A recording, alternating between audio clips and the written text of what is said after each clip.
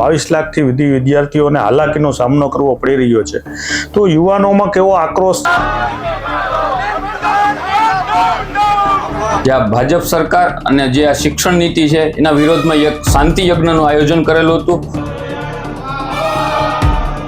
તો પૈસાની અંદર વિદ્યાર્થીઓનું ભાવિ છે એ વેચાઈ રહ્યું છે. આ લોકોની જે પેપર ફોડે છે એની સાઠગાંઠ ભાજપના નેતાઓ સાથે છે. એટલે પહેલા તો આપણી શિક્ષણ નીતિ જે છે એ ના થવી જોઈએ ને. યુથ કોંગ્રેસ દ્વારા આનો સખત વિરોધ કરવામાં આવશે.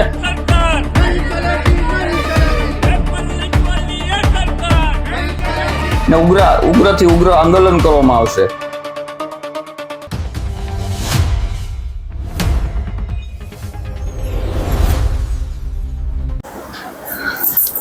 નમસ્કાર દર્શક મિત્રો, ચક્રવાત ન્યૂઝમાં આપનું સ્વાગત છે. આપ જાણો છો કે સમગ્ર દેશની અંદર યુવાનો માટે ખૂબ જ માઠા સમાચાર આપણે થોડા દિવસ પહેલાં જાણ્યા હતા કે 22 લાખથી વધુ વિદ્યાર્થીઓ જે ટેસ્ટ આપી રહ્યા છે એ નીટ એટલે કે નેશનલ લેવલની જે મેડિકલ કોલેજો માટેની જે એન્ટ્રન્સ ટેસ્ટ છે, જે એલિજિબિલિટી ટેસ્ટ છે, એના પેપરો ફૂટી જવાને કારણે એ સમગ્ર 22 લાખ વિદ્યાર્થીઓ માટે એક આઘાતજનક સમાચાર કહી શકાય કે નીટની પરીક્ષા રદ કરવામાં આવી અને ફરી જૂન મહિનામાં 26 જૂને નીટની પરીક્ષા લેવામાં આવશે.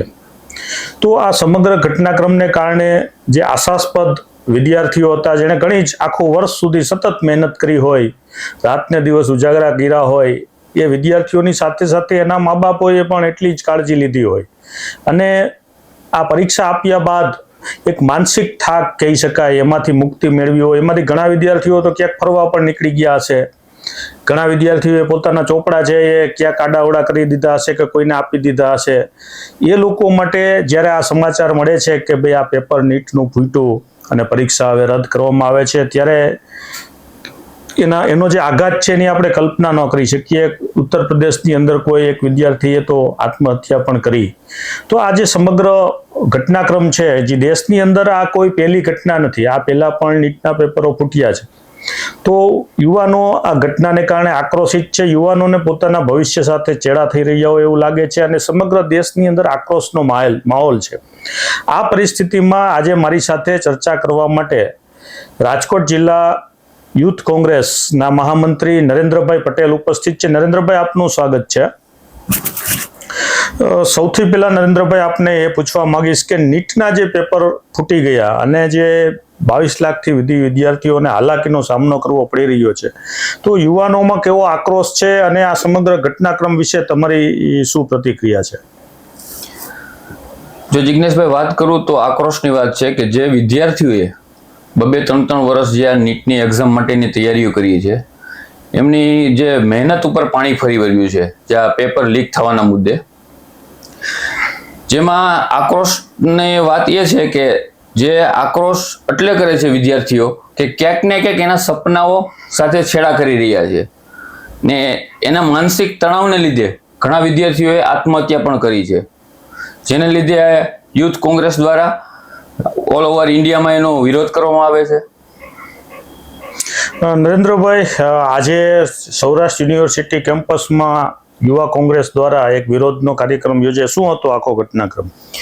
કાર્યક્રમ એવો હતો કે રાજકોટ શહેર યુથ કોંગ્રેસ અને રાજકોટ જિલ્લા યુથ કોંગ્રેસ દ્વારા એક કાર્યક્રમનું આયોજન કરવામાં આવ્યું હતું ને એ કાર્યક્રમમાં અમે યજ્ઞ દ્વારા જે આ ભાજપ સરકાર અને જે આ શિક્ષણ નીતિ છે એના વિરોધમાં એક શાંતિ યજ્ઞનું આયોજન કરેલું હતું.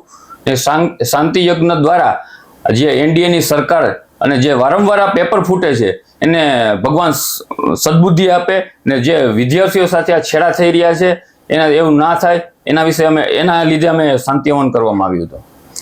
નરેન્દ્રભાઈ, સમગ્ર દેશની અંદર એનટીએ દ્વારા આ પરીક્ષા લેવામાં આવે છે, નેશનલ ટેસ્ટિંગ એજન્સી. હા, હવે જ્યારે સીબીઆઈ આ સમગ્ર ઘટનાક્રમની તપાસ કરી રહી છે, એમાં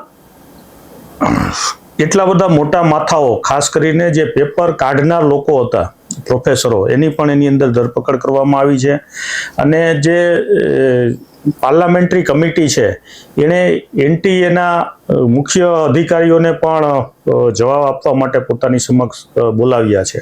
તો તમને શું લાગે છે, દર વખતે આ પ્રકારની તપાસ થાય છે, તપાસ સમિતિઓની રચના કરવામાં આવે છે, પણ પછી દળીને ઢાંકણીમાં એમ જે કઈ લોકોની ધરપકડ થાય છે, જામીન ઉપર છૂટી જાય છે. આ કરોડો અબજો રૂપિયાનો ખેલ છે. જે આંકડાઓ આપણી સામે આવે છે એ અબજો રૂપિયાના આંકડા છે. તો પૈસાની અંદર વિદ્યાર્થીઓનું ભાવિ છે એ વેચાઈ રહ્યું છે. તો યુવા કોંગ્રેસ છે એ પ્રતિકાત્મક કાર્યક્રમો આપીને અટકી જશે કે આના વિશે કોઈ મોટી મૂવમેન્ટ ભવિષ્યમાં કરવાની યુવા કોંગ્રેસની કોઈ તૈયારી છે, આયોજન છે? ના, ચોક્કસ અમારી સંપૂર્ણ તૈયારી છે. જો આમાં કંઈ ન્યાય નહીં મળે તો અમે ઉગ્રથી ઉગ્ર આંદોલનો કરશું ને ન્યાય પામવાની કોશિશ કરશું. ને વાત કરું હું તમને તો છેલ્લા 10 વર્ષમાં પેપર ફૂટવાની ઘટના 79થી વધારે પણ ઘટના થઈ ગયેલી છે. ને ગુજરાતની વાત કરું તો નીટમાં 2016માં પણ આ ઘટના બની હતી, 2021માં પણ આ ઘટના બની હતી, 2024માં પણ આ ઘટના બની હતી, અત્યારે 2026માં પણ આ ઘટના બનેલી છે. ને 2024ની જો વાત કરું તો સુપ્રીમ કોર્ટ દ્વારા આનો છેડો, જે નીટમાં પેપર ફૂટવાનો જે છેડો, એનું કેન્દ્ર બિંદુ ગુજરાતનું હતું. ગુજરાતમાંથી એ લોકોની ધરપકડ થઈ હતી ને અત્યારે જામીન મુક્ત છે. તો ક્યાંક ને ક્યાંક આ લોકોની જે પેપર ફોડે છે એની સાઠગાંઠ ભાજપના નેતાઓ સાથે છે ને એ જામીન ઉપર મોતથી ફરે છે. એટલે અમારી એ જ માંગણી છે કે આવા લોકોને સખતમાં સખત વિરોધ કરવામાં આવે ને એને સજા કરવામાં આવે ને ફાસ્ટ ટ્રેક કોર્ટમાં આની સુનાવણી કરવામાં આવે, જેથી કરીને એક દાખલો બેસે કે વિદ્યાર્થીઓ સાથે છેડા કરવા એ યોગ્ય ન ગણાય. નરેન્દ્રભાઈ, એવું જોવા મળે છે કે જે વિદ્યાર્થીઓ પરીક્ષા આપવાના હતા અને પરીક્ષા આપી ચૂક્યા હતા અને હવે ફરીથી પરીક્ષા આપશે, તો એના વાલીઓ અને વિદ્યાર્થીઓ તો અત્યારે ચિંતામાં હોય એ સ્વાભાવિક છે. પણ યુવાનોની અંદર આ સતત આવી ઘટનાઓ થઈ રહી છે, પછી જે આક્રોશ હોવો જોઈએ અને યુવાનો દ્વારા એની જે પ્રતિક્રિયા આવવી જોઈએ એ ક્યાંક ઓછી થઈ રહી છે અથવા તો આવી રહી નથી. આની પાછળ તમે કોને જવાબદાર ગણો છો? આની પાછળ હું જે શિક્ષણ નીતિ આપણી છે એને જવાબદાર ગણું છું અને ભાજપ સરકારને જવાબદાર ગણું છું. ને ક્યાંક તમે જોવા જાઓ તો જે આ વેપલો થયો, પેપર ફૂટે એટલે 2 થી 10 લાખમાં પેપર વેચાતું હતું. પેપર વેચાય એટલે જે શ્રીમંત લોકો છે એ પેપર લઈ લે અને મેડિકલમાં એડમિશન લે. જે ગરીબ લોકો છે, વંચિત લોકો છે, જે મહેનત કરીને આગળ વધવા માંગે છે, એને ક્યાંક ને ક્યાંક એની સાથે અન્યાય થાય છે. જે આ લોકો પૈસાનો વેપલો કરીને આગળ જાય છે, ક્યાંક ને ક્યાંક એ સામાન્ય જનતાને એના આરોગ્ય સાથે છેડા થાય છે. એટલે આ ના થવું જોઈએ. શિક્ષણ નીતિ સુધરવી જોઈએ ને બસ એ જ. નરેન્દ્રભાઈ, બીજી એક વાત છે, એક રાજસ્થાનથી જે આ કેસમાં ધરપકડ કરવામાં આવી છે એ વ્યક્તિ ભારતીય જનતા પાર્ટી સાથે જોડાયેલા હોવાનું માનવામાં આવે છે અને એના પરિવારમાંથી ગયા વર્ષે ઘણા બધા લોકો, ઘણા બધા યુવાનો છે એ નીટની પાસ કરી અને મેડિકલ ક્ષેત્રની અંદર પ્રવેશ મેળવ્યો છે, એવા પણ સમાચારો અહેવાલોની અંદર હતા. તો તમે કોંગ્રેસ પક્ષના પદાધિકારી તરીકે આને કઈ રીતે જુઓ છો?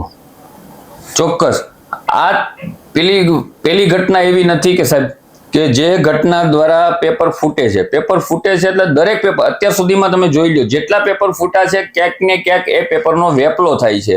ને જે પૈસા દ્વારા, પૈસાના દમ ઉપર કોઈ પણ જગ્યાએ પોસ્ટ મેળવે છે અને આગળ વધે છે. એટલે પહેલા તો આપણી શિક્ષણ નીતિ જે છે એ ના થવી જોઈએ ને. યુથ કોંગ્રેસ દ્વારા આનો સખત વિરોધ કરવામાં આવશે ને ઉગ્રથી ઉગ્ર આંદોલન કરવામાં આવશે. ઓકે, ધન્યવાદ. આ હતા યુથ કોંગ્રેસ જિલ્લા મહામંત્રી નરેન્દ્રભાઈ પટેલ, જેણે નીટની પરીક્ષાઓમાં જે ગડબડ ગોટાળા થઈ રહ્યા છે એના વિશે આપને માહિતગાર કર્યા. ધન્યવાદ નરેન્દ્રભાઈ. ધન્યવાદ.